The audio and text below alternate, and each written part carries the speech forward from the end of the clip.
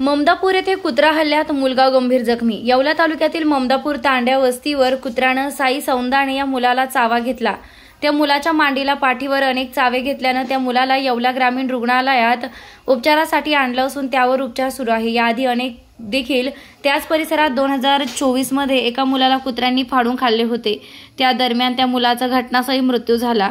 तरी शासनाने याकडे गांभीर्याने पाहण्याची मागणी नागरिक करत आहेत। बंडू गणू सौंदाणे राहणार ममदापूर तांडा तालुका येवला।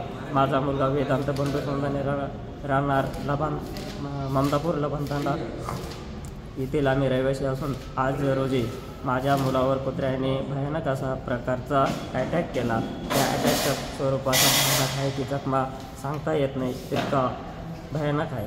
आणि याच्यापूर्वी 2024ला मार्च महिन्यामध्ये एक तांड्या वस्तीवरील शाळेत जाणारा विद्यार्थी कुत्र्याने फाडून खाल्ला आहे। याचं सरकारने त्वरित असं लक्ष करून त्या कुत्र्याचा बंदोबस्त करावा।